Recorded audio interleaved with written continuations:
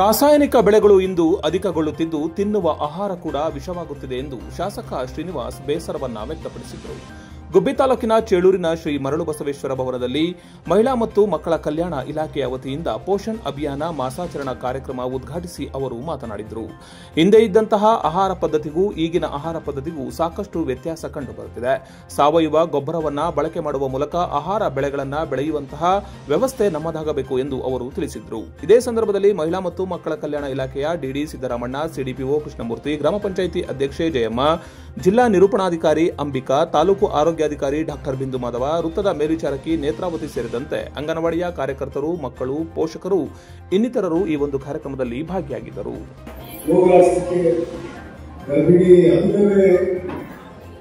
ನಾವು ತೆಗೆದುಕೊಳ್ಳಬೇಕಾಗಿರುವಂತಹ ಮುನ್ಸೂಚನೆಗಳ ಬಗ್ಗೆ ಎಲ್ಲ ಸಿಎರಿಗೆ ವೈಫಲ್ಯ ನಡೆಸಬೇಕಂತ ಒಂದು ಕೆಲಸವನ್ನ ಸರ್ಕಾರ ಹಾಕಿಕೊಂಡಿದೆ.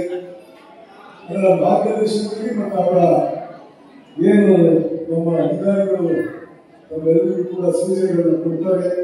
ಆ ಸೂಚನೆಗಳನ್ನು ನಾವು ಫಾಲೋ ಮಾಡಿದ್ರೆ ನಿಮ್ಮ ಮಕ್ಕಳು ಸದೃಢವಾಗಿರ್ತಕ್ಕಂಥ ಮಕ್ಕಳನ್ನ ನೀವು ಇರಲಿಕ್ಕೆ ಅವಕಾಶ ಆಗುತ್ತೆ. ಅವರ ಸಮಾಜದಲ್ಲಿ ಕೂಡ ದಷ್ಟಪುಷ್ಟ ಮಕ್ಕಳಾಗಿ ಬೆಳೆಯಲಿಕ್ಕೆ ಅವಕಾಶ ಆಗುತ್ತೆ.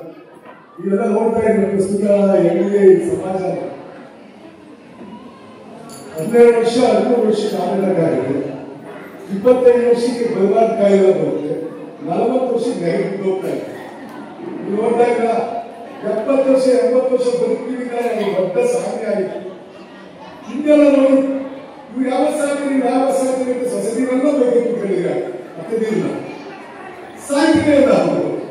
ಅಷ್ಟು ಗಟ್ಟಿಯಾಗಿರೋ ಉದ್ದೇಶ ಏನಂದ್ರೆ ಬಹುಶಃ ಹಿಂದೆ ಅವ್ರು ತರತಕ್ಕಂಥ ಆಹಾರ ಕ್ರಮದಿಂದ ಅವ್ರು ಸದೃಢವಾಗಿರ್ತಕ್ಕಂಥ ಬಾಡಿಯನ್ನು ನಾವು ಇಟ್ಕೊಂಡಿರ್ತಿದ್ರು.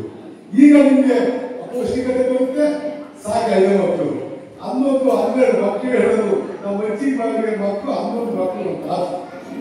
ಈ ಏನಾದ್ರು ನಿಮ್ಗೆ ಇರ್ತಕ್ಕಂಥ ಹೆಣ್ಮಕ್ಳು 3 ಮೇಲೆ ಎತ್ಬಿಟ್ರೆ ಹುಡುಗ ಸ್ಪೆಷಾಲಿಟಿ ಕೊಡವ ಆ ಮಟ್ಟಿಗೆ ಇದ್ದಿಲ್ಲ. ನೀವು ಅಪೌಷ್ಟಿಕತೆ ಬರುತ್ತೆ, ಹೆಂಗಿರೋ ಅಪೌಷ್ಟಿಕತೆಯನ್ನು ಹೋರಾಡಿಸೋದು ಇಲ್ಲೆಲ್ಲ ಹಣ್ಣುಗಳನ್ನ ಇಟ್ಟು ನಾವೀಗ ನೋಡಿದೆ. ನೀವು ಎಲ್ಲ ಯಾವ ಕಮ್ಮಿ ನಮ್ಮ ಅಪ್ರಾಣಿಗಳಿಗೆ ಪೌಷ್ಟಿಕತೆ ಬರೋಲ್ಲ. ಬಗ್ಗೆ ಹೆಚ್ಚು ಒತ್ತಡ ಕೊಡುವಂತ ನಿಟ್ಟಿನಲ್ಲಿ ಇದನ್ನ ಆಯೋಜಿಸಿರುವುದು.